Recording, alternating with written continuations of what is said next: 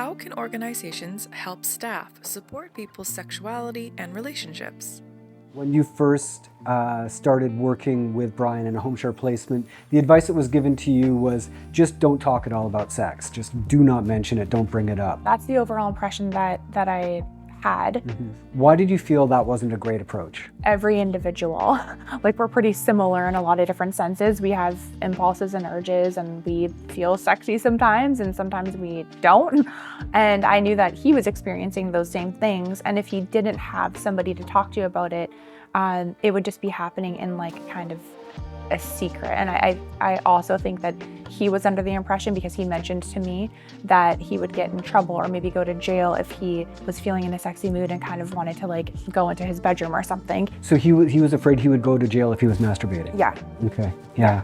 Have either of you read the policies and procedures for the organization that was employing you when it came to folks receiving support and their rights when it came to getting sexual health support and sexual health information?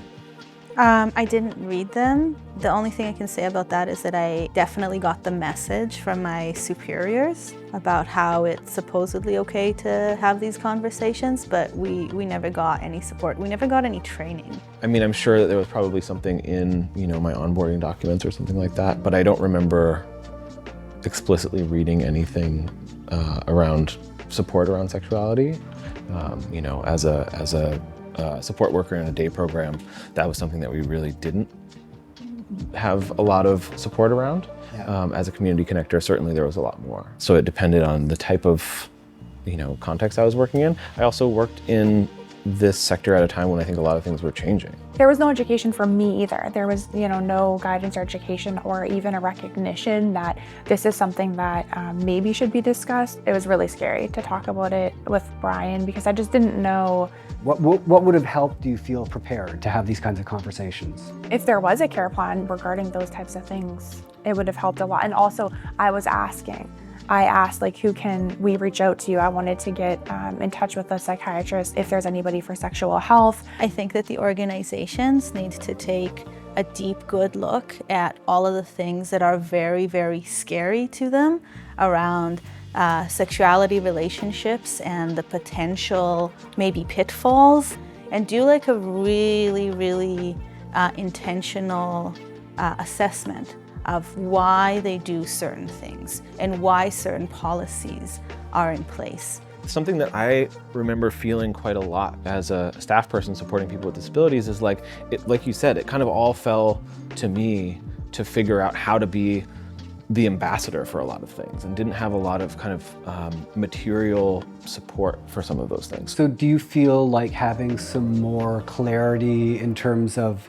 through the organization that's providing the home share contract in terms of these are people's rights in their homes when it comes to like conducting relationships or having privacy, or that if you had more guidance or around that from the providing organization, that would be helpful? Yes, it sounds so silly, but just even to know that it's okay for Brian to have sex. Is it okay for me to step away and be like, okay, I'll be in the kitchen making dinner, come down when you're ready.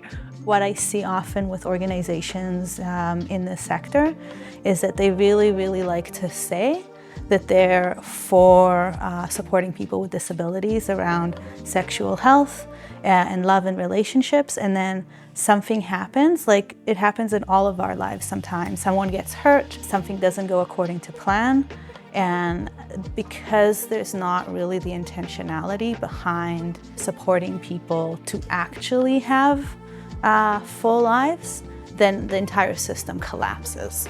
There's something happens and everyone gets really, really scared, and so it needs to be very intentional.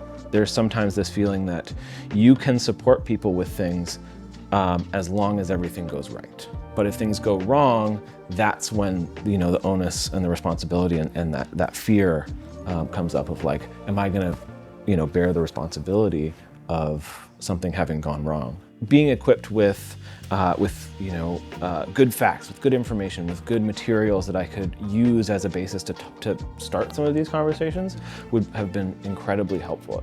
So providing that framework for talking about these things would help a lot, as well as some concrete examples of seeing that when things have gone wrong or gotten sticky or gotten difficult, this is how the organization has supported somebody or has handled these things. For a staff on their own, like, we can only do so much if the organization doesn't support us and isn't there for us when we need help around supporting individuals.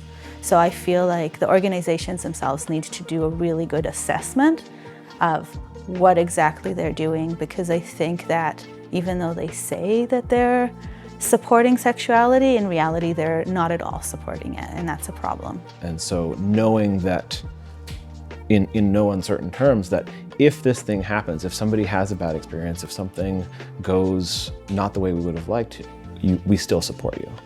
Having explicit reassurance of that would go a long way, I think. Yeah.